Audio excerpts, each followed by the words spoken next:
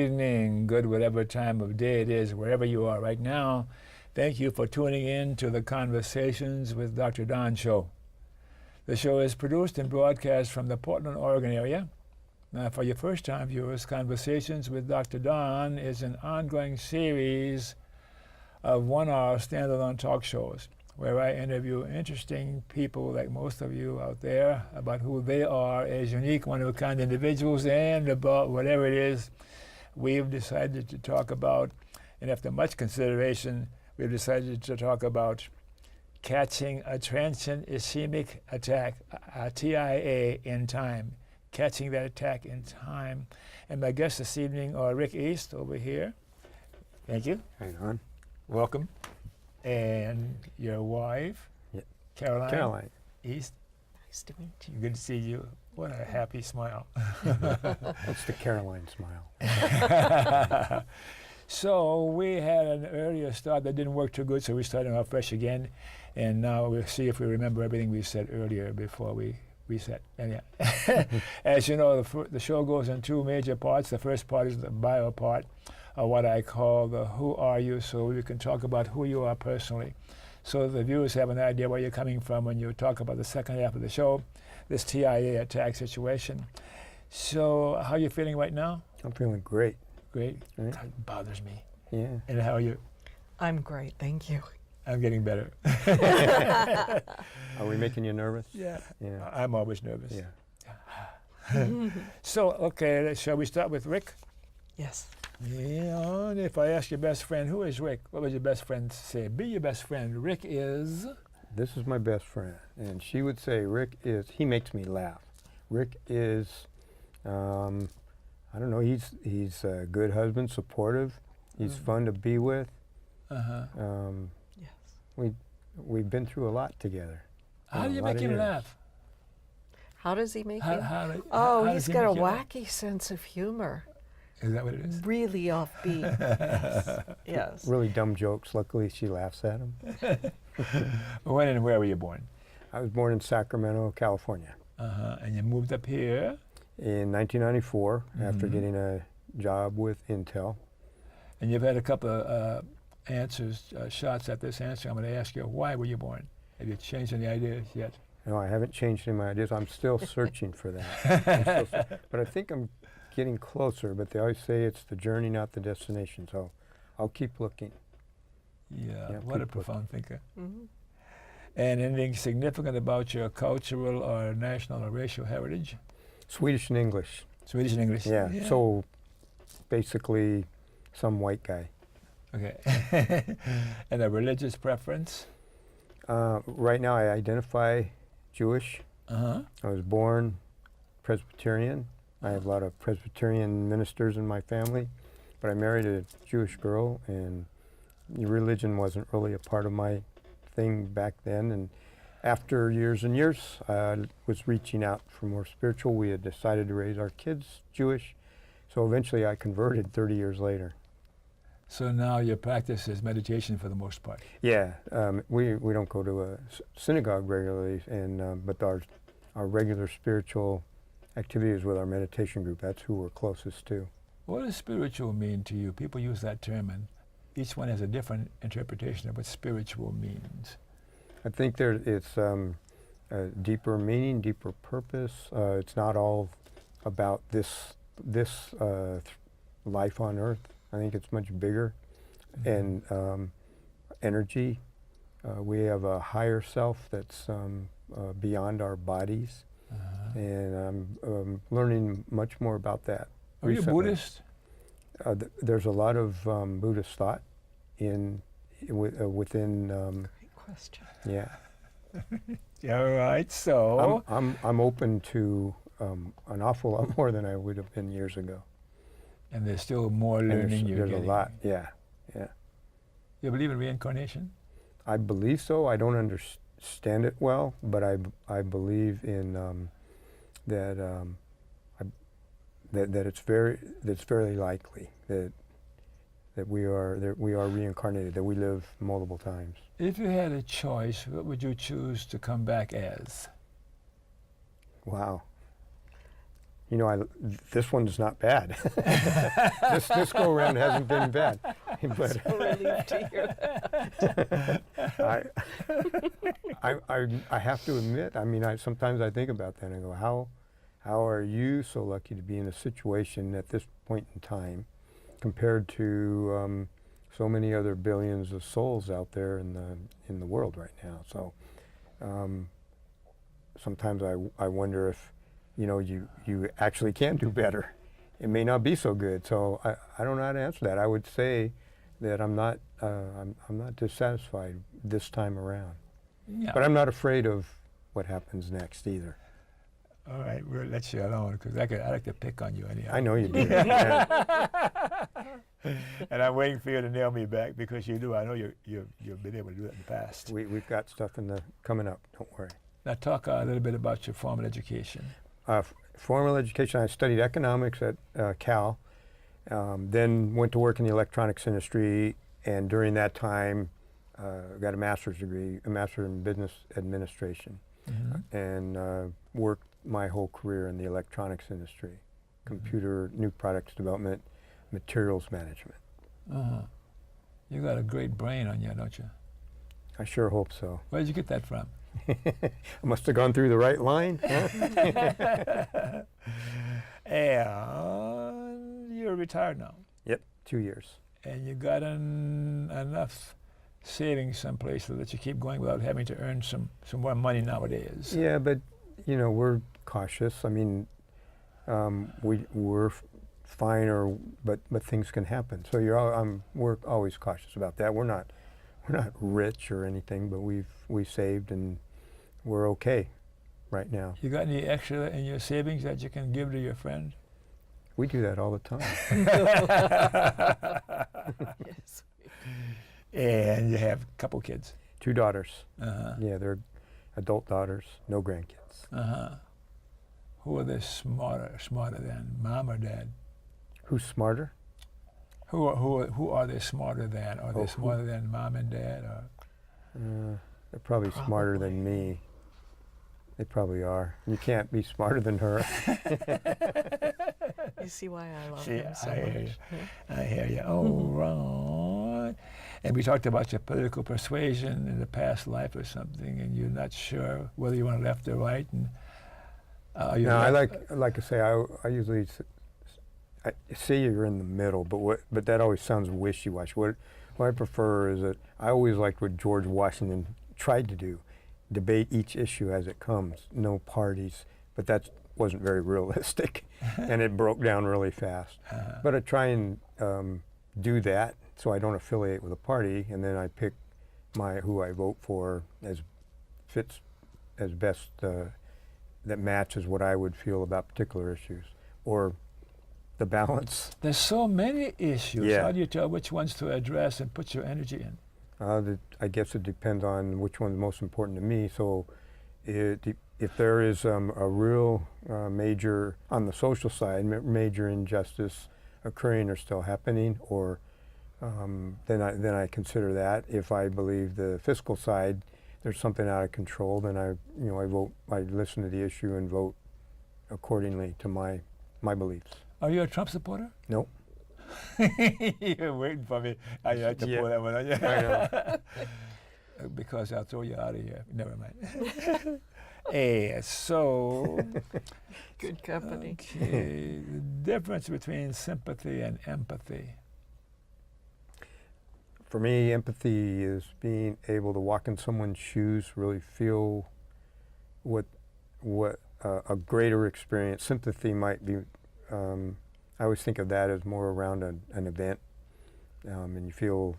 I don't know if sorry is the right word, but you do sense, the feeling that they're having with a particular event. But I think empathy is more walking in someone's shoes. Okay. Memberships in political, social, or civic organizations worth mentioning that illustrate to me your political leanings? I don't really belong to any political or social, but I do believe in volunteer and contributing to society in different ways, and I'm hoping that'll increase the longer hoping I can make that happen. I'm continuing to increase that, throughout my retirement. You mentioned Habitat for Humanity. Yeah. Why? Why do you belong to that organization, what they're doing? Okay, so it's two things there. Yeah, I get something from it because it's really interesting to go and work on a house. You learn things, but what's really fun is when the family comes to, then they're working with you, and this is where empathy comes in, and you can get to know them a bit. I haven't done as much lately, but when I've been involved with the projects, it's a very good feeling, and there's a give and take there from both sides. The people are very appreciative, and you also get to practice and learn some skills. So it's a good event. It's worthwhile. I contribute to the restore, where when you have extra equipment, because then they make money to help support the projects from that. And so we tend to filter a lot of things that we can over to them. Any leftover construction or some of my messed up projects, I have materials, bring it over to them, they can use it. Are you a do-gooder? I've never considered myself a do-gooder. I think at times. I keep trying to trap him, but I can't. No, I'm not going to let you reel me in and crunch me up. Yeah, I'm just going to tell you straight what I think, like always. You betcha. Yeah. And your eyes tell me what you really think, because I'm good at that. I remember I studied meditation like you did a long time ago too. Yes. So Yes. taught me a little more about. Never mind. I'll get on one of my tracks, Yeah. So let's move over to your mate here and ask her some of the same questions, and you can add your own points on those. And who is Caroline? Would your best friend, how would she or he describe you other than Rick? Say Caroline is what? Be your best friend. Other than Rick, my best friend and I are old mates from our freshman year in high school. So it's a greater than 50-year friendship. I'll say that. It's a long-standing friendship. And I believe she would tell you I'm compassionate and empathetic. I believe she would tell you that. We've been through all of life's ups and downs together. We had our children around the same time, and there's such a bonding with women who give birth together and raise their children together and see them through their milestones. And we're like sisters. I never had a sister. I don't have a sister. And she's the closest thing to a sister that I have. How often do you talk to her?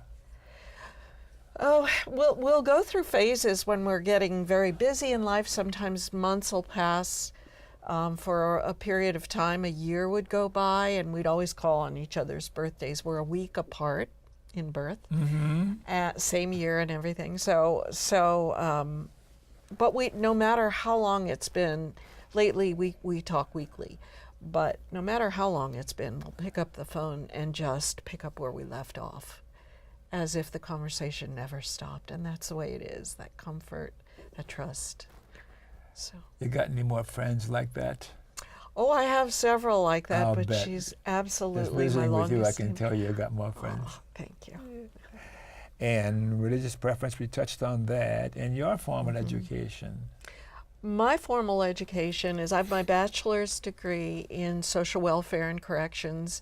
I received that from the California State University at Sacramento. At that time, they were offering a double major. So I went ahead and went for that. Did my internship in the California State prison system and parole system, and then decided I wanted to go back towards social work. I realized that with my personality, that I wouldn't do well in a corrections environment long term. So it was a really great education, though. Really great. I always say it prepared me for business, for the business world. And the business world, what's the business that you're in now? Well, Well, right now I'm a hypnotist. I am clinical hypnotist, or I have a watch and a pendulum. Have you really? I do, yes. But Do you have any clients now you're seeing? right, I just finished with a client that I was seeing for a while, and they come and go. Of course. It's funny. With hypnosis, I have found that you need fewer sessions generally than are needed in just standard talk therapy. It tends to be very effective, and it moves quickly. You can make progress quickly. Is there a particular model that you use in your practice as a That's a great question. clinical hypnotist? I'm not necessarily stuck on one particular model. What I've learned, what I do use absolutely in conjunction with hypnosis is NLP, neuro-linguistic programming, because the two together are really flawless. Actually, NLP is the that's the major part of how we make progress. The hypnosis is almost an add-on. The hypnosis is great for getting a person into a trance state, although you can do it with language and NLP. But the magic of NLP is that you can lead a person to really understand their world, their experiences, and how the world works through the language that they use. And we then teach them to associate how that language affects their physiology. Once they learn that, then they can learn to change the neural programs in their brain and literally rewire the brain. I'm transactional analysis, neo-Freudian, and Gestalt for years. I've tried everything else, but I never got into what you're talking about now. Oh, Richard Bandler and John Grinder Oh, yeah. are really the founders of NLP back in the 70s in the Santa Cruz areas where they started. Do you have your hat on? Can you tell anything by looking in my eyes now? I can tell you're very deep. I know. With a psychology background. You're full of it. I know that all the time. So I've been told. Yeah. It's true. That's my love. You have a different political persuasion than your husband, or pretty much the same? Through the years, I think we've both mellowed and kind of met in the middle. I believe that when we first got to know each other, we were at polar opposite ends. Really? I considered you to be extremely conservative, and I was very left wing. And now you're meeting someplace in between? Yeah, absolutely. Yeah. We mellow with age, and we get a little wiser, and he was the guy with the economics background, so he understood financial issues really better than I did, and he's educated me quite a bit. So I would say I've come to be a little more conservative, and he has definitely become more liberal. And you, in your meditation, you meditate regularly now? Yes, absolutely. How is that useful for you in your life, meditating regularly? It's very grounding. It's very relaxing. It brings me clarity and focus. Our lives really changed drastically in the past 2 years as Rick retired, and I am still working part-time. Everything that we knew to be normal has changed. We're not necessarily on a structured time clock anymore as it was when he worked and I worked. And my father is still with us. He's 99, but 99. He's 99. He does have dementia, and so he's in an assisted living facility not far from where we live, just a mile or so from where we live. And so for the last 10 years since my mother passed away, Rick and I have been taking care of my dad and his estate and his finances and so on. And so that's stressful. Of course. very stressful. And the meditation is so helpful for me. I imagine for you too. Mm-hmm. To when I get caught in those times when Dad has to be taken to the hospital or something happens, not to lose control of my emotions and, overthink things and get so caught up in the panic of what may or may not happen, but to stay present and stay calm, because that's what he needs. And I keep thinking, I got to go back and meditate again because I miss it so much, You need Maybe this time it'll Come. sink in. I mean, when this program is over and I'll go home and come and meditate. at a certain time in the morning when I'm doing my regular ritual, my things that I do to get started, first thing, and I do some stretching, and then I'm counting the stretches and this and like that, and then I'm thinking, well, don't think anymore, just go where you're stretching, and I think if I linger there longer and do some progressive relaxation, it'll be just like meditating, because I really miss it to get that state, Yeah. Check with me next week and see if I'm following my newest thought. All right. So any persons from the past or alive today that you admire or look up to? Eleanor Roosevelt. Eleanor Roosevelt. Yes. Why? She was such a kind woman, so in touch with, she was a feminist. She was, I grew up not too far from their home on the Hudson. Yeah. The estate up there. And we used to go up to the library when I was very young. And I remember that there were times when she would come and sit in the library and greet the guests who were touring her home. And I was fortunate enough at one time, I was very, very young, to be put in her lap. And she held me. Oh, really? Yes, this was in the 50s. And I remember her grandmotherly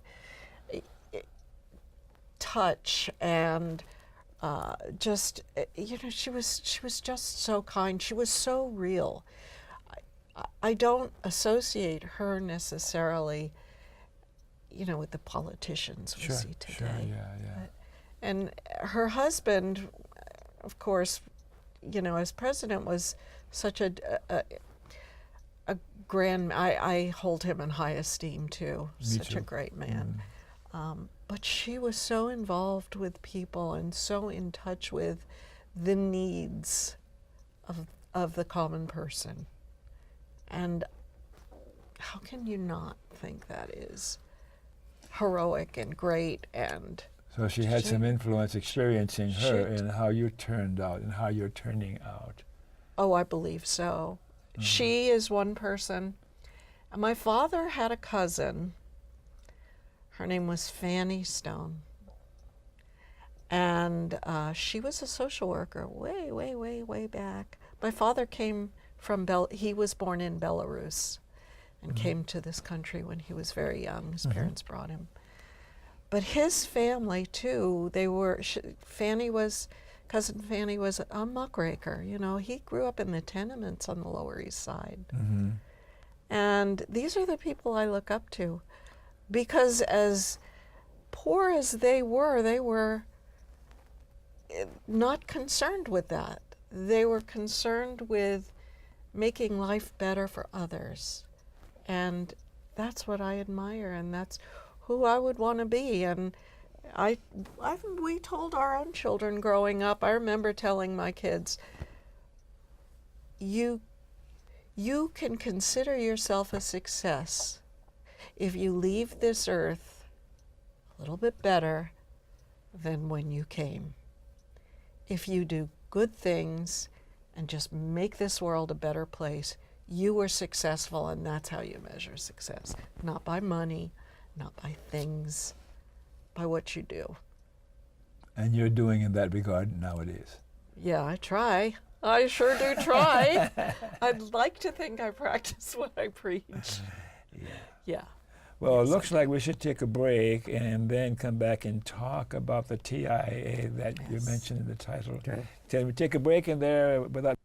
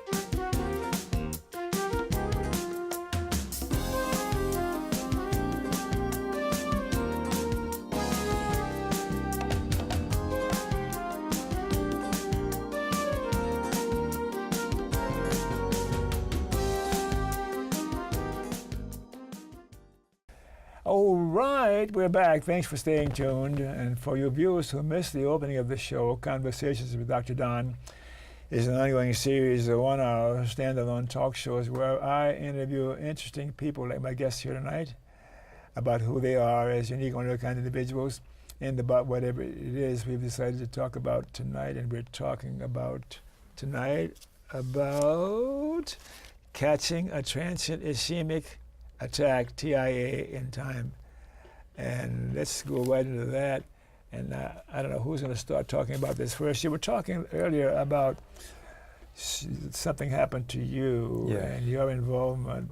And Right. so why don't you start this thing off? Whoever wants to start. Sure. Well, Go ahead. yeah, I'm the one that experienced the attack. I was just working at my computer one morning, a Sunday morning, and all of a sudden everything went swirling around. I thought I had How long ago was vertigo. this? This was 5 years ago. Just 5 years ago. Yeah.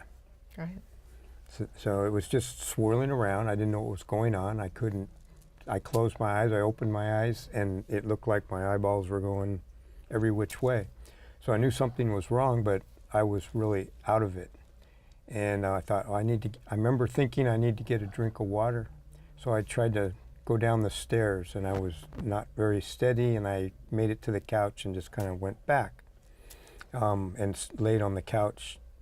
Caroline was coming down the stairs. She was getting ready to leave that morning, and she noticed something wrong. And she asked me a question, and I couldn't answer it. It was just slurs, I think it was.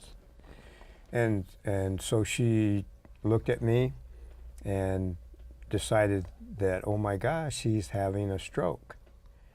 And so she immediately dialed 911. When she dialed 911 and got the operator on, the operator was telling her what to do. But what was amazing to me is Caroline, if there's a spider or a mouse, she gets all crazy. You know? I don't handle, I'll say, emergencies well. Yeah, but in this case, she went into emergency mode, and so I remember her talk. I can hear her. I remember her talking to the operator, and she was asking the operator, should I take him to the emergency room, and she said, no, absolutely not. I've called the ambulance. Let them come, and just tell him to lay down on his back on the floor. And she did, and I heard that, and I laid down on the back. And I remember just thinking at that time, I just kind of, whatever's going to happen is going to happen. And I just kind of relaxed and checked out for a while. Then the EMTs showed up. How long did it take from the time you made the phone call? They were wonderful. It was probably less than 4 minutes, I think. Really? It was pretty quick, wasn't Yeah, it? I don't have a how would sense you of the know? time. Yeah. No, it was very quick, and the operator, the 911 operator, asked me, do you want to hang up or would you like me to stay on the phone with you? And I asked her, please, to stay on the phone. My fear was that should anything else happen, I needed someone to tell me what to do, to Yeah. talk me through it. I didn't know how long it would take, but they were very quick, and it was the EMTs Really and the fire department. Yeah, the fire The department fire came too. department came too. So she instructed me, run, open your front door, leave it unlocked. And so they'll just let themselves in. You can stay with your husband. So that's what I did. And I had called my daughter very quickly and just said, you know, Dad's, I think he's having a stroke. Come quickly. You know, her roommate drove her over, and I was able to stay with Rick. And I told her, you know, we had called 911. They were on their way. Yeah, What was he doing? How was he looking when you were waiting for the ambulance to get there? How was he looking? Rick, the thing that triggered me to believe he was having a stroke was that his eyes looked very vacant. He couldn't focus. And when I spoke with him, his words were very garbled and slurred. His speech was slurred. And knowing that he had not had anything to drink like the night before, anything, I knew. I had seen many public service announcements, and they use that acronym FAST, things to look for to help identify. So I was pretty sure it was a stroke. And when I mentioned that to the 911 operator, she said, yes, it sounds like you're right. That's what you've identified. And the ambulance is on its way. So I just sat with him, Yeah. tried to keep him calm. I had no idea of what Rick was understanding or not understanding. I could hear everything that you were saying, Right. but I couldn't respond. I remember it all very Right. clearly. And then the EMTs came in. It was kind of like the Army showing up. Your house is full of people and equipment, and they were over me. They were trying to ask questions. They were assessing, and you know, I'm onto it was a gurney. You were on a gurney Yeah, for the ambulance. and quickly to the ambulance. Yeah. And would they do anything to you? Just got you to the hospital or what? They started. Well, they did all the vitals. They did tests. They were communicating with St. Vincent's Hospital, the emergency room. Here in Portland? Yes. Yes. We're only about what is it, 3 or 4 miles from Yes, there. we're yeah. very close. And Couple of exits. It was a Sunday morning, so the freeway was pretty clear, and so they zoomed right to the door, and that right there was. And they were waiting for you. They're waiting for Yeah. you. You don't have to go through that check-in and figure your triage thing, and you're right back to a room. The good thing too is that it was just fortunate that St. Vincent's happens to be a stroke center. Oh, So they have the trained staff, the equipment. They're ready. They can take a stroke patient and deal with it from start to finish, which was our good fortune too. so what did they find in your vitals when they were taking that? They added to their speculation that it was a stroke? I don't know. I don't remember any of the testing or the vitals. I know they hooked me up to a whole bunch of. They identified very quickly that it was indeed a stroke. What yeah. they needed to discern was it a bleeding stroke or was it a blood A clot? TIA, yeah. Yeah. And so there's a medication, the TPA, that they can give if it's a TIA. That medication will break up Dissolve clots. it. But if it's a bleeding stroke, it'll do more damage. I can't Yes, give it. So yes. that was the first thing they had to Yeah. determine. And But the good thing is there's this 4-hour window between symptoms and you're out of time. Caroline acted quickly, so we got there fast, so we had a lot of time to test. Yeah. But what was bizarre to me is, and I think I had mentioned this, is that I was on my back, and it reminded me of this episode of MASH, where they did the show from the patient's point of view, looking up, Yeah. and people were looking down on you and asking you questions, and you couldn't respond. And I remember all of the people around me, the doctors and nurses, Caroline, and then there was a clock on the wall. And in the episode of MASH, they were also on a time schedule. They Yeah. had to do certain things very quickly, and they had to do it within the time or they lose the guy. So I can remember thinking all of these things while I'm on my back, but I couldn't respond say to anything. anything. Yeah, Oh, wow. yeah. And the doctor that was talking to Caroline, he was on a computer screen. He wasn't in the hospital. He was remote. He was at a different hospital. It just so happened that neurologist happened to be that morning at Providence, Portland. So he was off site, and of course a stroke comes in. Yeah. And so they reached him via robot TV. It literally is this tall robotic looking machine that houses a monitor screen in it. And so he was able to speak to us. The technicians, the nurses were feeding him the vital info. And he was asking me questions and checking Rick, watching Rick respond to certain questions so that he could assess what the next steps should be. So we had no idea because Rick couldn't speak, and by that time paralysis had set in. So half his body was paralyzed. My left side was not functioning. Wow. But I could see and hear everything. I could hear everything. And I remember the people in the room, all around the room, and a computer screen in the middle with the doctor. It was like Star Trek. It was bizarre.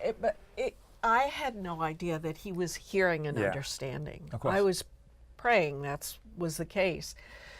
The other important thing is that prior to this event, we had set up our advance directives. So I knew what Rick would want, God forbid, should the worst occur, that, if he had to be set up on life support or whatever, that should happen. So, at least that much was clear in my mind. I was hoping it wouldn't come to that, but I knew. And I think that's really important that people always put it off because it's an unpleasant subject to deal with. Yeah. But you have to know. You have to know what your mate would want. And you knew all that stuff. I did know it. Because we had a lot of discussions. And I always told her my biggest fear is to get stuck like that. You're completely conscious of what's happening, but you're trapped inside the body and you don't know what state of mind you would be in, and you cannot communicate. Pull the plug, and we spent a lot of time talking about and understanding those feelings and intentions of the situations that could happen, so that we did have that in place. So I was calm, So you were prepared. I was knowing you prepared, were- Right. and I There's a trust place you could her be. more. There's nobody else I trust more with that. So I was all calm, and she would do the right thing, even though she was scared. So how much time passed before your abilities came back into play, where you could respond and talk? Well, That's quite a the few TPA worked, and they were able to give it to me, and because the TPA, not only if you've had a bleeder, will make it worse, but the TPA can also cause A bleed. a bleeder. Yeah. And so they had to determine, and luckily we had a couple of chances to give me a little more. Finally, I was a candidate, so they gave it to me. I remember at the decision time, the nurse and the doctor saying, "We got to decide now." And they told You heard Caroline, that? Yes, I heard that, and they said it's 40% chance that he'll come out of this. He's not going to be the same. The doctor said to me, "I need to let you know that this is bad and that your husband is not going to be the same when this is over, if he comes out of it." And I asked what were the chances if we administer the TPA that I would get him back. And he said it's about a 40% chance. So I And you were said, overhearing all of this. I heard he's this. hearing it. Yeah. And I didn't know if he was understanding it, but I said to the doctor, I want to talk to him. Yeah. And so he was very frustrated with me. But I felt that I owed Rick the dignity of at least explaining, and I hoped he could understand. Turns out he did. I just couldn't tell you anything. Yeah, because I thought 40%, I don't know if I want to make that call by myself. Yes. But he trusted me, And it turns out that he did want me to take the chance. Yeah. And so we said, yes. This is when the nurse chimed in and said, look, it's really nice that you want to include him, but the clock's ticking and we need to make a call. So he had 2 scans. They scanned his head when he first came in to make sure there wasn't a bleed. And then they did a second scan a little while later. They didn't want to give the TPA until they knew it was as safe as it could be. Okay. So they did Right. do the second scan, and they gave him a small dose. And the stroke was progressing, Yeah. and it was getting worse, and I was feeling a little panicky that the TPA wasn't going to work. Now, we were well within the 4-hour window, Still, yes. but I didn't understand. I guess my expectations were that it would stop it rather quickly, and it didn't. So it took several hours. Well, they took me to the ICU. ICU at And that I point. remember, because later on I was coming in and out. I would be conscious, unconscious, Yeah. coming in and out. So I remember certain rides. But they took me to the ICU to wait it out. And it was several hours. My daughter and another friend were in the room. Caroline had gone home to get some things to come back. And all of a sudden I wake up and I'm just start jabbering, talking, regular. And it just as fast as that, once the TPA dissolved that clot and the blood flow got going, and I was lucky it wasn't in a spot that impaired. affected. Yeah. Yeah. So And that, then you started talking, and like you could think, and yes, I could answer questions. I could speak as well as I speak now. She says there's still some damage left, you know. she would say that. I do. When he gets really overtired, I can see his speech slurs very slightly. Yeah, yeah. You So don't does notice it, everyone but- when you get really tired. Yeah. Maybe it's not related, but Yeah. I still think maybe there's a little PTSD from that Oh my experience. gosh, yes. So yeah. So then how long was it until you discovered that your paralysis was did you have to do some special learning to get rid of the paralysis? Well, that was fairly quick because the next day after I'd gone into they kept me overnight in the ICU. The next day the therapist came in, the speech therapist, the occupational therapy, and then what is the third one? Physical therapy. And they all put me through a series of tests, and all of them cleared me as no impairment. And so they put me in a room for one more day for observation, and I went home on the third day. Went home, Walked out walked out, under his own power. and then a month later went back to the specialist, and he said, "You're fine. Get out of here. I never want to see you again." It's true. So what else did they do? Did you modify your eating and Yeah, a bit. habits? And Yeah, you do. I paid much more attention to diet and much more attention to just Exercise. maintaining weight and Mhm. more exercise. Yeah, Healthy lifestyle. yeah. I mean, at that time it was I was still working, and there was a lot churning at the company, so it was stressful time. People thought stress brought it on, but the doctors never really truly identified the source. But you reduce your propensity to have a repeat by better lifestyle. Of course. That's the thing you can do.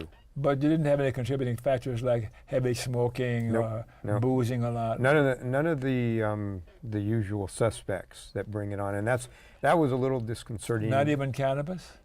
Not even. No. Yeah. He's a clean guy. This is 2013. So, have you changed anything else in your life since this event happened? I think I appreciate things more. I almost lost the ability to just live a normal life, and I would have impacted Caroline, life greatly, and my daughters, because if I had been impaired, depending on the extent, She would be my caregiver along with her dad. I sure didn't. The one thing I could always feel when I was not able to respond is, I can't. I'm fine with whatever decision you make. Like I said, I trust no one else more. But I didn't want to do that to her, and I had to fight back. And I was lucky that even though I couldn't communicate, that we knew. We maybe Vulcan mind transfer or something, but we knew what to do, and I didn't want her to have to live that way. Taking care of me.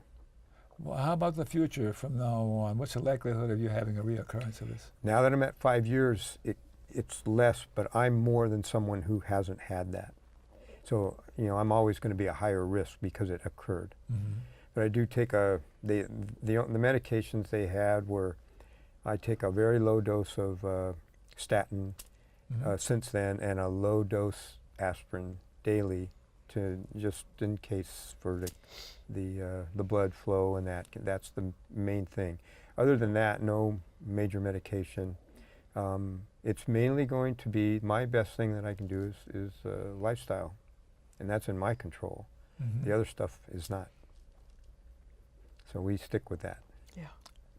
And you have any symptoms of PTSD anymore when he sleeps too much or something? Yeah, I'll give him a good swift kick and say. The first thing I did was yell at him for trying to go down the stairs when he's in the middle of having a stroke. I said, "How could you do that? How could you do that? I'm still in I'm trouble for having a that. stroke. I didn't know what I was doing. I'm still mad." He didn't know what he was doing either. Right, exactly, Yeah, exactly. I didn't know what I was doing, and she's mad at me for that. I'm getting emotional. But yeah, What are these things on your wrists? You both have the same thing. What does Mala that beads. mean? mala beads, yes. It's a meditative. It's, I suppose, similar to, I've heard them compared to what the rosary beads, a prayer bead. Similar I idea. remember That those, you manipulate I was a that, Catholic, yeah. becoming Catholic, yeah. Okay, yeah. And as you meditate and you pray, you manipulate the beads and work your way through. And it, again, it's focus and intention. It keeps you kind of on track. And Is prayer useful? I believe in it wholeheartedly. How about you? Yeah, absolutely. Especially in the last couple of years. Yeah, Yeah. absolutely. Uh-huh. Yeah. I wish I would have been more mindful in my working days, because it's much more stressful, and you're driven by the clock so much more than now. Now I have time to think about things. Sometimes that's not a good thing, though. Too much thinking. Sometimes he thinks too much. He thinketh too much. Yeah.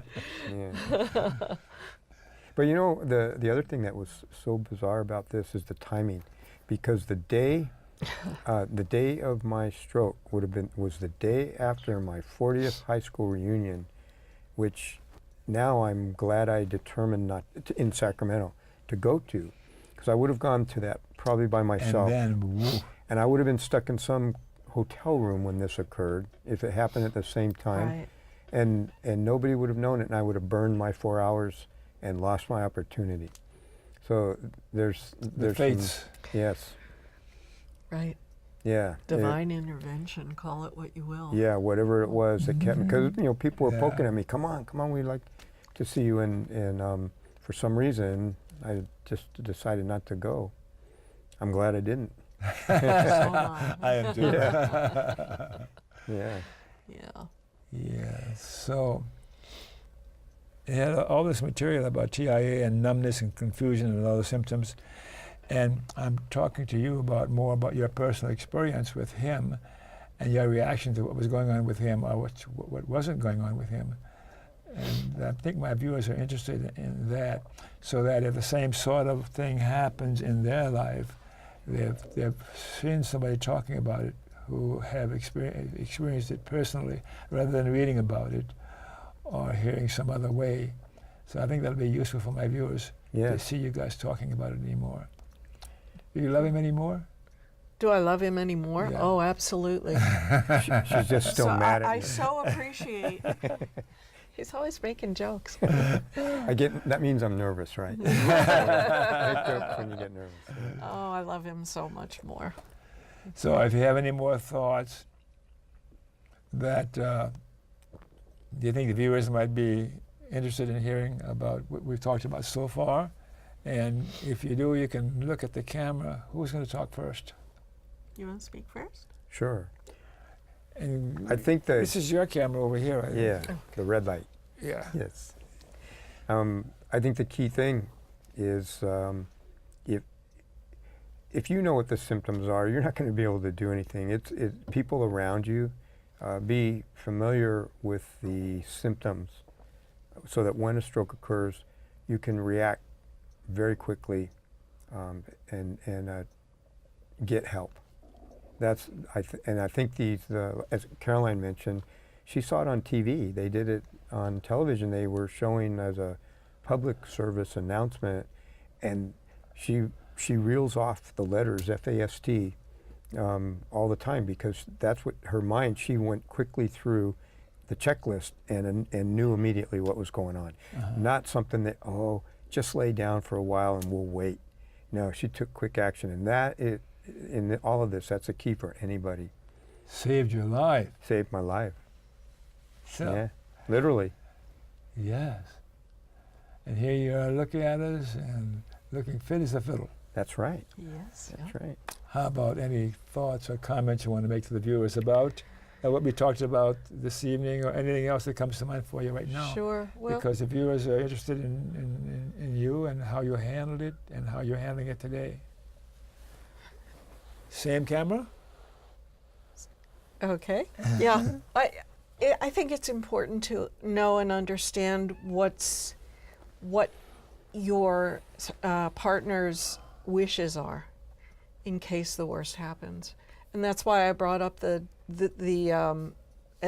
direct Advanced directive. advanced directive. Yeah, oh yeah. We've Because got that's all the that first done thing too. the doctors ask you, and you're so befuddled and nervous, and there's so much going on that if that's one more thing that's taken care of, it's on file at the hospital, then it's important, because that is not a time when you're that upset emotionally to have to be making those kinds of decisions. Snap decisions. Yeah. Yeah. Yeah. So that would be my contribution to, one more thing that might be helpful. They're not easy subjects to talk about, But you did. but we That's did, the and then it's over, and you move on, and then it's taken care of. And she reacted very well during the situation, completely fell apart later. Yeah. It's okay to do that. But that's okay. The game's over, Yeah. Well, I called my rabbi. I called our rabbi. Sure. And she was in Israel. So I knew at that time, I knew there was nothing she could do for us. She has a home in Israel, and that's where she was. Sure. But I needed to hear her voice. And, not everyone is religious, but I would say do what comforts you. Of course. Do what will keep you steady enough to get through the moment. And the most important thing to me was that I be there for him. Our daughter was there. One daughter was living in New York, and we didn't want to call her until we knew what the outcome was going to be. Sure. So we didn't call, and I just, it was my other daughter and myself, and we just held vigil at the hospital, and Yeah. some friends came to help us. Unfortunately, our daughter in New York found out via social media. So Yeah, that was none of us had posted it, but someone found out, and And no secrets anymore anywhere. No. They were well-meaning, and they yeah. posted something about hope you're going to be okay, Uncle Rick, and my daughter saw it and went into a panic, and that's how she had to find out, our younger daughter. So that was another whole set of wrenches in the monkey works, but It was no more. I don't think there's any more PTSD today.